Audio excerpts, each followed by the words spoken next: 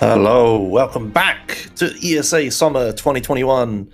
We're raising money for Save the Children, and you can find links to donate below the stream. We'd also like to thank Twitch and ViewSonic for sponsoring this event. But now it's time for Samurai-Man running Sekiro Shadows Die Twice. Take it away.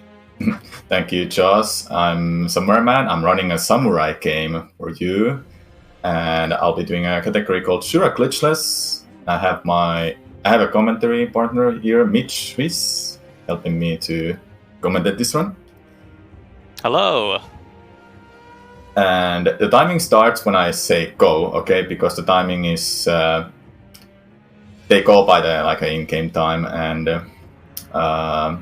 it starts along a burst movement. So get ready with the time, and I'll just say go. Then the right timing starts. Okay, so I'm starting my new game, and I'll just say go. Then soon. There's like a long cutscene about the start of the game. Then we are starting with the wolf. Timing starts. Go. I have Kuro's charm. Uh-oh. A little bit of extra menuing. Yeah, that's a little bit. Yeah, so in the beginning here, you'll notice that Samurai-Man's going to be just jumping and kicking in the air, because in this beginning section, before you have your sword, you're actually just not allowed to sprint. For some reason, you can't sprint if you don't have your sword, so jumping is just a little bit faster than walking. Yeah, I'm doing like attacks here, trying to grab and so on, just to make it a little bit faster. Yeah, basically, the more jumps you can get in, the faster, so anything we can do to land a little bit faster is going to let us get a few more jumps in.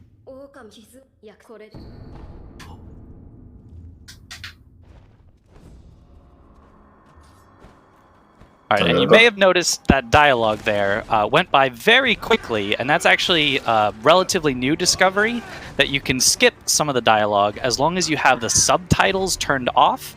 It'll actually just let you exit out of some dialogue and count the dialogue as completed. We don't know why, but it saves us time, so we do it.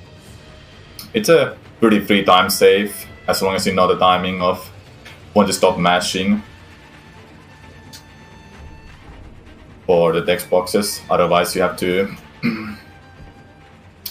just mash faster, I guess. It's interesting how something like that just makes the run a little bit faster, and the longer category, the more time save you have. Oh yeah, in some of the longer categories, it's like a minute and a half of time save just from skipping through some of the dialogue. And these are like all bosses, mini bosses, and all pets and memories or so that are longer categories than Shura and Immortal Severance. I guess we can talk about there's 4 different endings for this game.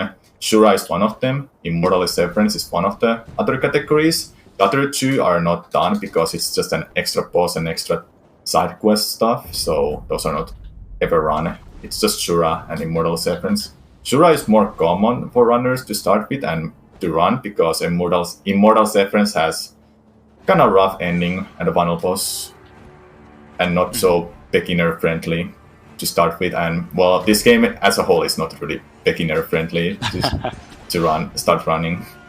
Even just to play casually, it's not very beginner friendly.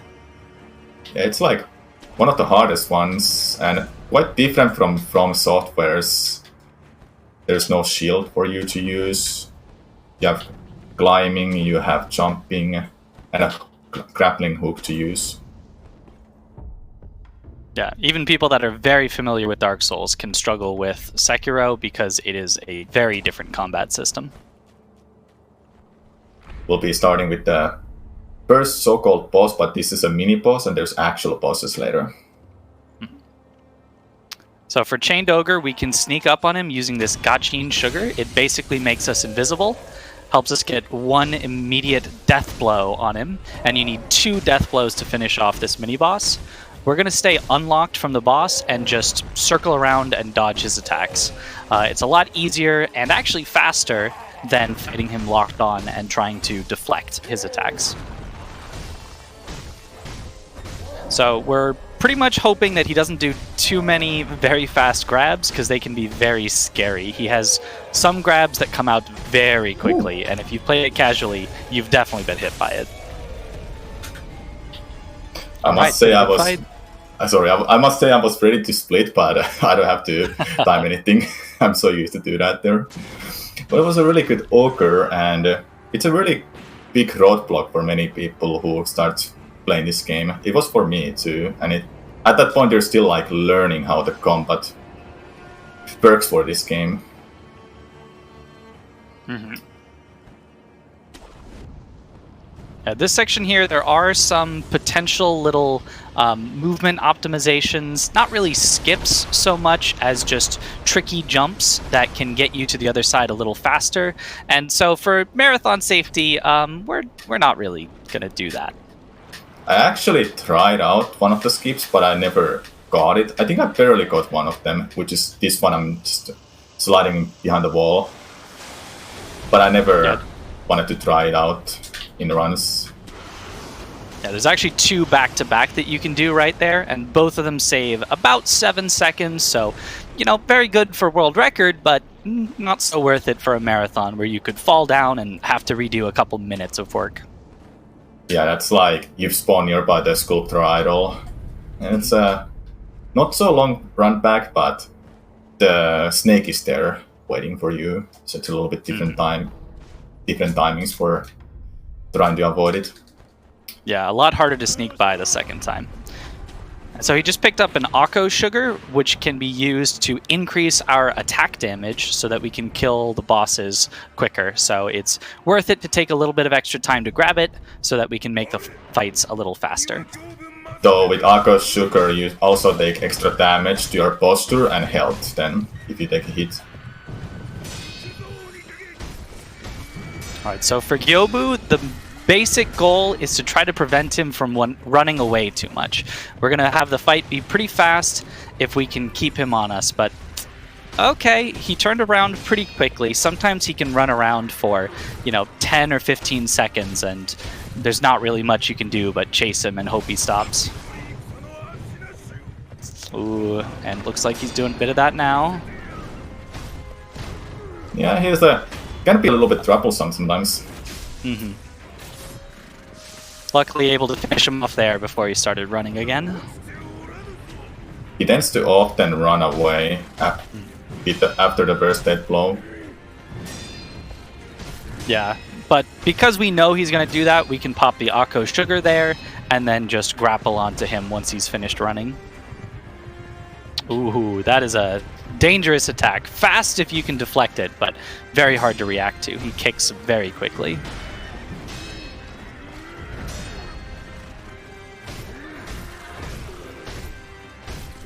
Alright, should be about dead here. Oh, he just got away. Yeah. Nice, good catch. Got it there before he started running away. Yeah.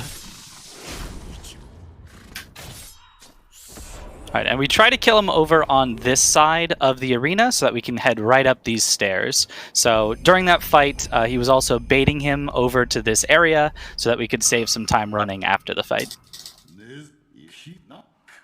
This is a part of the glitchless route. There's different categories for this game. There's unrestricted, no airstream, and glitchless. And glitchless, obviously, no glitches allowed. No fun allowed, kind of. It actually skips a lot of bosses if you do unrestricted or no airstream. For example, this boss and the next mini boss can be skipped. Instead, I'm doing glitchless. I prefer glitchless, but some runners probably prefer unrestricted. Personal preference for everyone, I would say. For me, the highlights of these kind of runs are the bosses. What about you, Mitch?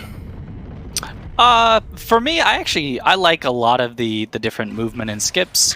I'm more of a no air swim is my baby. It's the first world record I ever got, so always going to be in my heart. But any percent is also cool.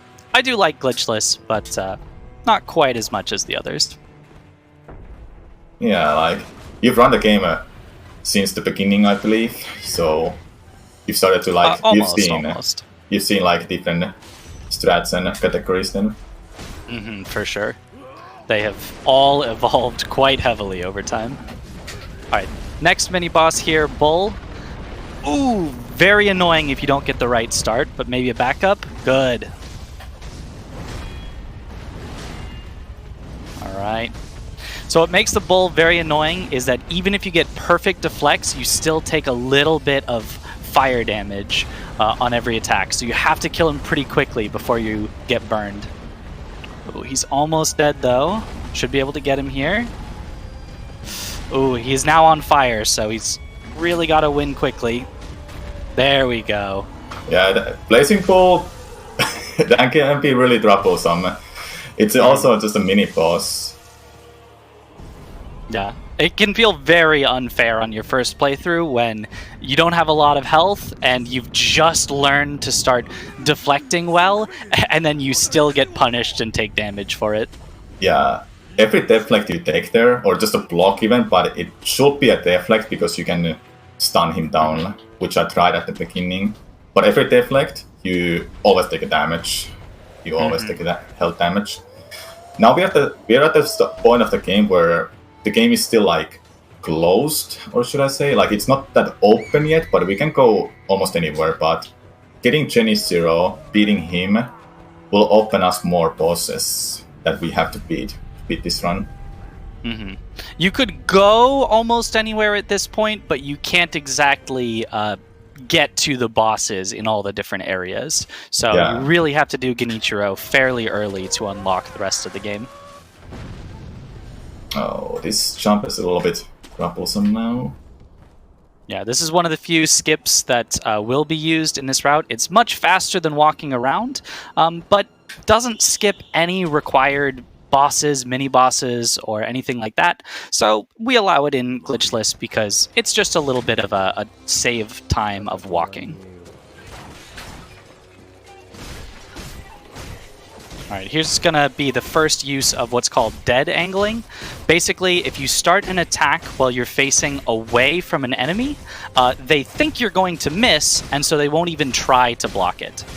So you can use that with very wide swings that will still hit the enemy, and they just won't block it because they thought you were going to miss, and they thought wrong. We do that for both of the first two phases. Makes it fairly easy. Now he is doing a very, well, not that difficult, but a relatively difficult version of it, where he's trying to get all 5 hits in, and he actually has to turn for the 5th hit, which is a little tricky on the timing. Phase 2, we're hoping for lightning. Lightning would be fast, anything else is slow. 1, lightning, very good. Gets us a bunch of free attacks in. 2, lightning! Amazing. Very, very good. Maybe a 3rd? Nah. Oh, that was scary! But we made it. He would have damaged me harder if that didn't kill his posture.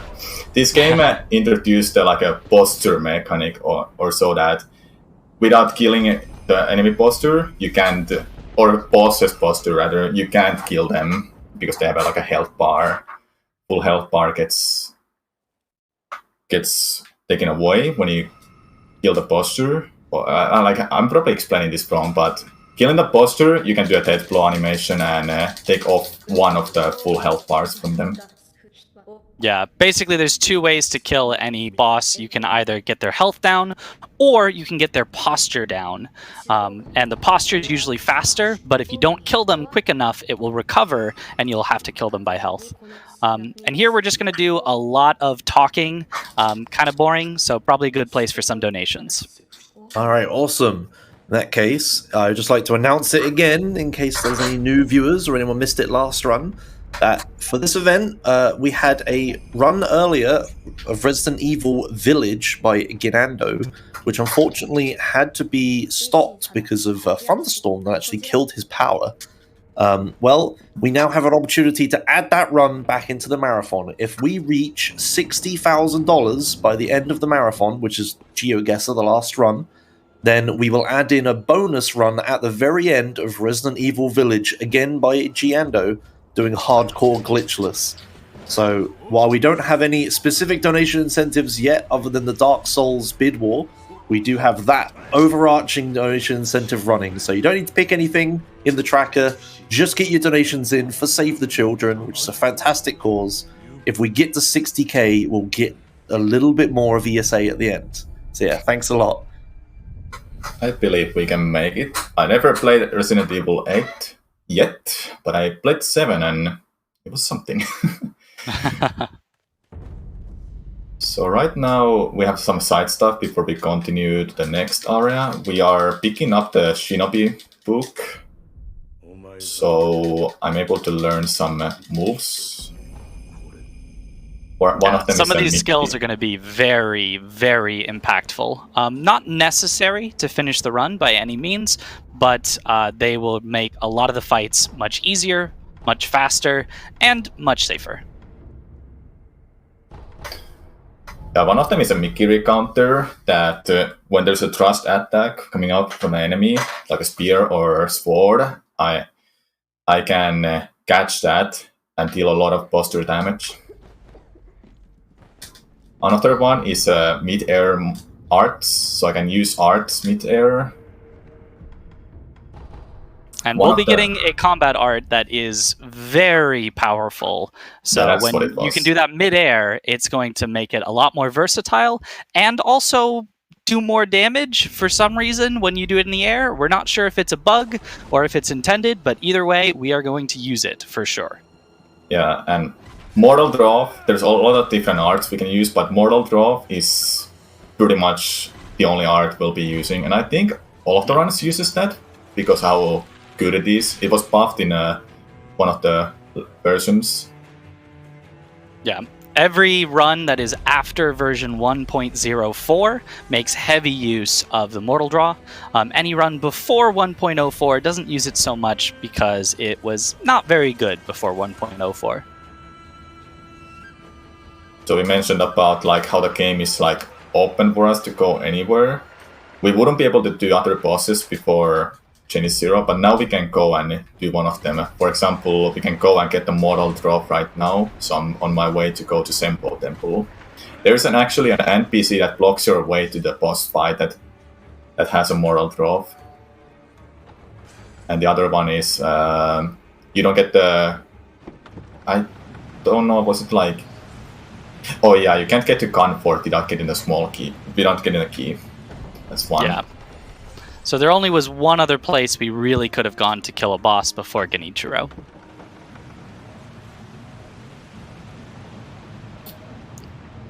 Right, and it is just going to be a bit of walking here, so we could probably get in some donations.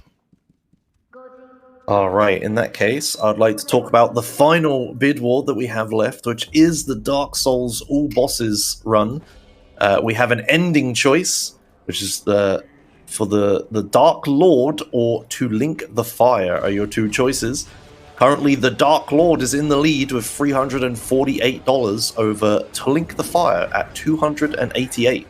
So if you do want to pick which Dark Souls ending we're going to do this evening, get your donations in for that. And yeah, remember they're all going straight to Save the Children, which is a great cause. And yeah, thanks for your donations.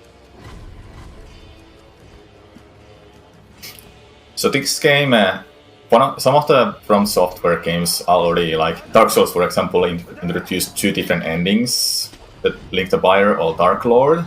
I don't know did the Dark Souls 2 have two endings or more, but I know Dark Souls 3 and Bloodborne has three different endings. This game, however, has 4 different endings, which I find quite fun and interesting that it gives you replay value. Shura is the fastest to get because you are beating the game, or sort of beating the game, in a midway of the game. And the others takes a little bit of setup, or just playing through the game normally if you don't go for Shura. And here's an Armored Warrior. It can be a little bit troublesome post-fight, but yeah. We'll see how it goes. He's an interesting fight because the goal here is actually not to deplete his health. You'll notice his health does not move, but instead to knock him off by depleting his posture and kicking him off of an edge. So we're pretty much just trying to hang on, get his posture high enough, and get him close enough to an edge that we can knock him off. Okay, should be close enough there. Gotta get around him, and here we go. There we go. In my first playthrough, I realized that there's no way to kill him. So it took a while to understand, oh, you have to drop him off. That makes sense then. I thought I was supposed to use the spear, which says it strips armor from armored enemies, but for some reason it didn't work. I didn't understand. It can happen with the new games. A little bit interesting ways to kill bosses. These are mini bosses I'm fighting. There's a lot of bosses actually in this game, including mini bosses. The actual bosses gives us a memory that we can use to raise our attack power. The mini bosses mostly gives us player pets, which we can use for increasing our health. Yeah, so a real boss gives us more attack, a mini boss gives us a quarter of a heart piece, basically, from Zelda. Yeah, you need it's like a heart pieces. Yeah, you need 4 player pets to increase your health. So evolving scream monkeys, there's 4 of them, and they all have a different ways to get away from me, or so. Yeah, technically a boss, but you wouldn't really know it from the way that we are doing this. It's supposed to be a puzzle boss, but Gachin Sugar makes us pretty much invisible, so we don't need to do the puzzle. We can just sneak up on all of them. They're supposed to have amazing sight, amazing hearing, things like that, so you can't sneak up on them, but Gachin lets us do it anyway. Yeah. The one at the very start, you saw me going right behind me, he's like warping always behind you. The one that is invisible. And he's literally there at the start, right behind us, so that's what I kill. Then other ones, amazing hearing, amazing everything. I forgot what they were. Yeah, hearing, sight, and then I don't know. The last one has a gong. I don't know. Amazing, making noise. Not sure about that one. Probably, yeah.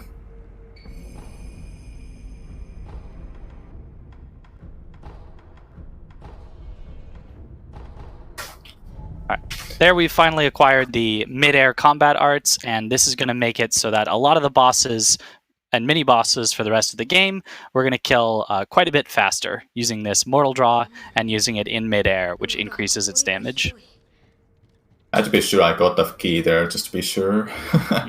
I got it, so we can continue. It's not a big deal though, because we can actually warp back if I forget the key.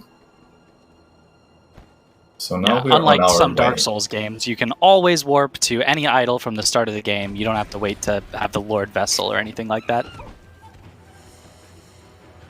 Right now we're on our way to Gunfort, and there's gonna be a little bit difficult section if I didn't have a Gachi Sugar. It doesn't help too much, but it helps more than enough, I would say. Because the enemies somehow can see you very far away, even if you have it on. And they're gonna shoot you, and it's so much randomness for that part. There is some chance he's going to die here, and I promise if it happens, it's not his fault. This place is just very random, and you can sometimes get shot despite your best efforts. Didn't get a jump there. Yep. There's Tried like for a little bit faster jump there, but didn't quite make it. There's like a technique that you saw me to get to the Genichiro, that when you run off the ledge, you can like a little bit run mid-air, get a jump, and make it to the places like that. For example, the Genichiro, and the one where I tried to do there a little bit of time save. Yeah, it's basically coyote time, where you can jump even though you're already off of the ledge.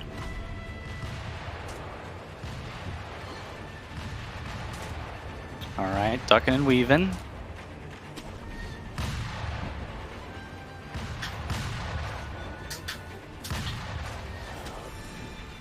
Okay, a bit more to go. Hopefully they're nice. Ooh.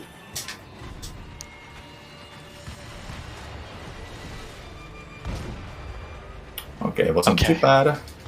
Made it through.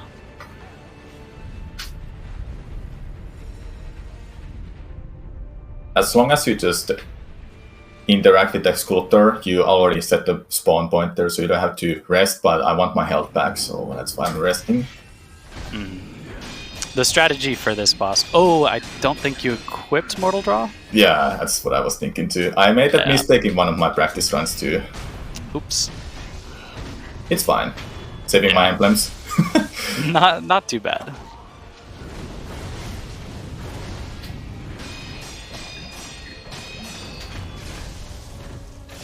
Alright.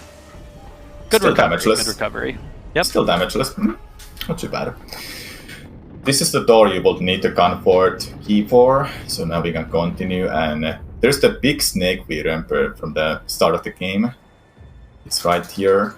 By the way, Mitch, do you know, is this the same snake that is in a cave? Or are there actually two snakes? There are two snakes. I believe it's the one in the cave is the only time you see him, and then the canyon and here at Gunfort are the same snake, I believe. Yeah, I would imagine too, because I was thinking that when you kill this snake... With a little bit This one gets the cut in its eye if you stab it early on in the game, and the other one does not, I believe. So I believe that's how you can tell the two snakes apart. Something But like here that, we're yeah. jumping down. Looks very scary, but we can grapple at the last second and save ourselves from splatting on the ground. How many ashes I have? 6. I recognize that there's 2 ashes here we can pick up for the safety for the next box. And I just somehow jumped off. Oh. Yeah, so I wanted to get off from the crouch, but I jumped. Yeah, and you'll see why we need these ashes for a later boss. They're going to be very important. You could technically get away with as few as 4, but that would not be marathon safe. Usually up to like 6 is pretty standard, and 8 is very safe for something like a marathon. Yeah, so we'll explain what happens. Usually in runs I will skip this sculptor, but if something goes wrong with the next mini-boss, which is possible, I'll just respawn here if I die. And I hope I do not die, because, you know, Deathless will be pretty impressive. Yeah. So far we have not had to show off the namesake of the game. Sekiro has not died twice. You okay for a quick donation? Soon? Yeah. Alright. We got a $70 donation from Paul Lee, who doesn't say anything in their comment, but they put their $70 towards To Link the Fire ending for Dark Souls. So that puts To Link the Fire in the lead by $10, with $358 over $348 for The Dark Lord. So if you want to change the ending for Dark Souls, get your donations in, pick which ending you want, and you may just change the outcome. So yeah, thank you for that. And so that fight there, you'll notice, used the Mortal Draw and pretty much obliterated the mini-boss. It was not much of a fight. There's one enemy that is right behind, far away, that sees you, but decides to shoot like few seconds later, so if you don't finish the fight soon, you'll just get shot in a back. Yeah, luckily Mortal Draw makes it so that we can usually get through there fast enough that we don't get shot. Alright, and now pretty much the hardest boss fight. Oh, for sure. This is impossible. If you can get through this deathless, that'll be impressive. Oh, I didn't get an ending blow. It's impossible. Okay, there's one. Okay, phase 2, even harder. And there's phase 2. Oh, wow. Can't believe it. Crazy. How did he do it? I don't know. It's just bugged out. Okay, next area we have a Meeple village, which is like a ghost town-ish kind of theme. We're in a forest though. And there's one of the items that we are required to get to beat the game. At least one of the endings, but still required to beat the game. And, and we're coming up on another boss here. Yeah, this is where we've been saving the snap seeds and the ash for, and we are going to use all of them in order to basically just back up this particular boss far enough that we can perform a stealth death blow on them from behind. You can only perform this death blow from the air, so we need to back them up enough that we can get them close to a tombstone that we can jump off of. It's a very interesting death blow that we can do. Doesn't seem very intended, but it is allowed in the glitchless category, so we will definitely take advantage of it. Alright, a bit of concentration, because there's not a good backup for this.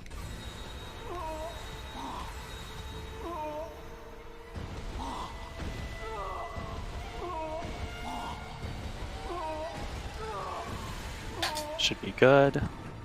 Yeah, I wanted to be extra sure I'll be able to get that. Sometimes the corrupt monk would actually see you if you go like in a wrong spot. If he doesn't see you, she won't attack you. You can just take your time with the death blow. So yeah, that's not really intended, right? But it makes the fight so much faster because she has an insane posture recovery. And the fight will be insanely hard if we don't do that. So I'm pretty glad we got that. Although with all of those resources, you actually could have used the same resources and just hit her in between while she was stunned, and she also would have died, but that would have been slow. So let's just do the stealth death blow instead. Okay, next fight is probably many casual players' first fight that surprised him a lot, or is like memorable for many players, especially me. Like I really like the fight. It's right here. A good, nice one phase fight. Only one phase on this fight. Just a big ape that we're gonna stun lock through clever use of the game mechanics. Basically, whenever you stagger the boss after 5 or 7 hits, depending on the exact situation, it'll run away. And if you just don't do that 5th or 7th hit and wait, then he'll get back up and you can stun him again.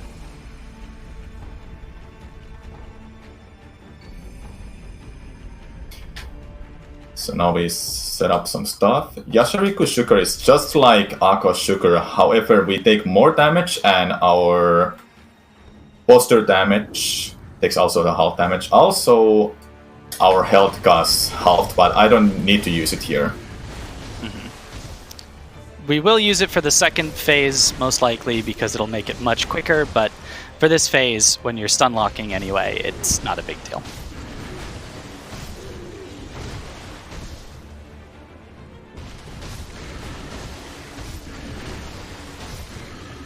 I tried to hit the head there, but sometimes it's really hard to hit. It deals more posture damage, and that's how I can kill the Guardian Ape. And the fight is over. Let's go. All right, not too bad of a fight there. Pretty easy. But Mitch, why is the Vogue Gate still there? I'm not sure why. What's going on? I don't know. Oh, it's standing up. Oh no! Oh no!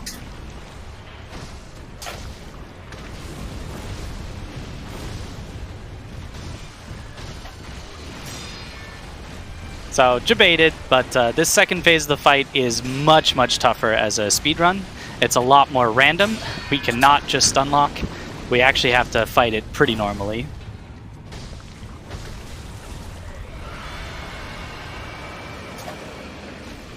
And you'll notice for the scream actually running in behind the ape because the hitbox is a little bit smaller on that side. No. Not deathless. But that is okay because shadows die twice. So we get to come back and keep fighting.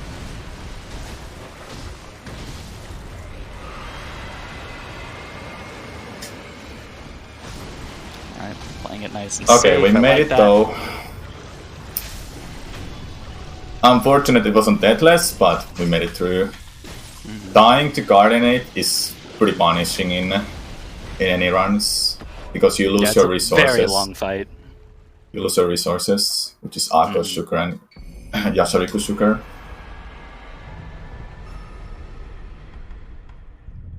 All right, now when we warp back to our most recently used idol, now that should be the one here down in the Sunken Valley, but we're actually going to get teleported back to Ashina Castle because the game messes with the idols that you have available at this point in the game, and it gives you this idol that we actually never sat at, never picked up, and so technically that is our most recently gotten idol, and so we teleport back to it. Yeah, pretty much the game has changed now. What I like about this game is that you start with the morning, then it becomes midday, and then it becomes night. And now we're in like an evening sort of like state with Ashina Castle, and it changed. So there's a new boss fight. Because we got all the ingredients for Immortal Severance that Kuro wants to achieve. About like the story-wise, that's what happens. Mm-hmm. And we won't see it turn to night in this playthrough, but in an Immortal Severance playthrough, you would see that. But in this one, we're going to end the game a little bit earlier, approaching the final boss fight right now. It starts with the Emma fight, then it turns to the Isshin fight, older Isshin, a little bit different Isshin compared to the more Immortal Severance ending Isshin. Just need to make sure I pick the right text there, to make sure we have the right boss fight. And these two fights are particularly tough because you pretty much just have to fight them as expected. There's no stun lock, there's no cheese, there's no items you can use aside from some sugars to make it go a little faster. You just have to play the game well. So focusing on getting lots of deflects and getting in hits in between as much as we can.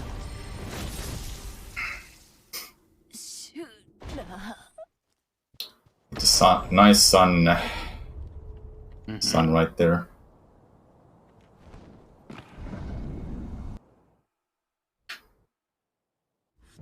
Isshin likes to get into a nice good rhythm, and hopefully we can keep him in it, where we just attack, attack, deflect.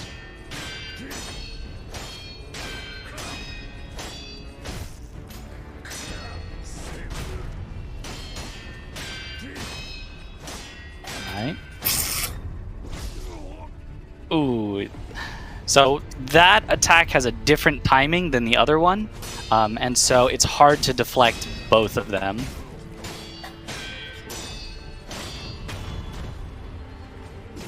Alright, phase one down, one last phase.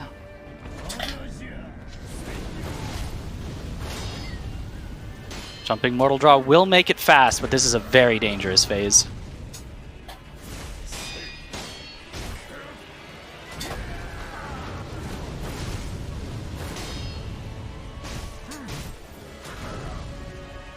Alright, and we got it. There we go. Very scary nice. fight, but that is Sekiro Shadows Type-wise, Shura Glitchless.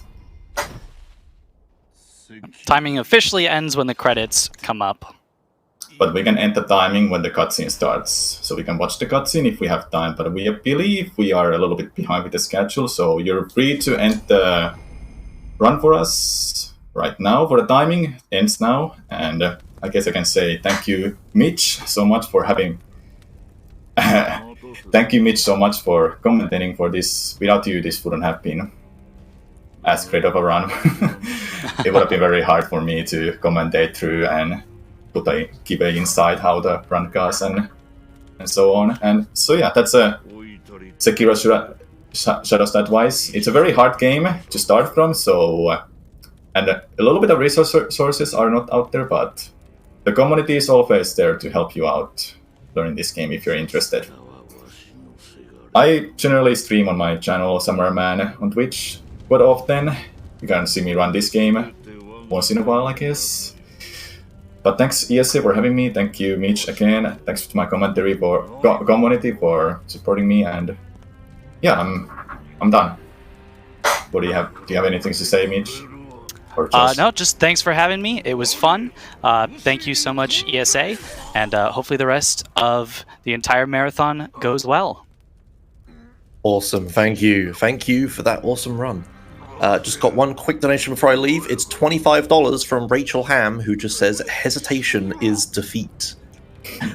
Very true. So yeah, thank you for that. Coming up next, we have Super Mario 64 by CZR Drums, who is going to be doing 16-star drum percent. He's going to be doing 16-star with a literal real-life set of drums. So don't go anywhere, stay tuned, and we'll be right back.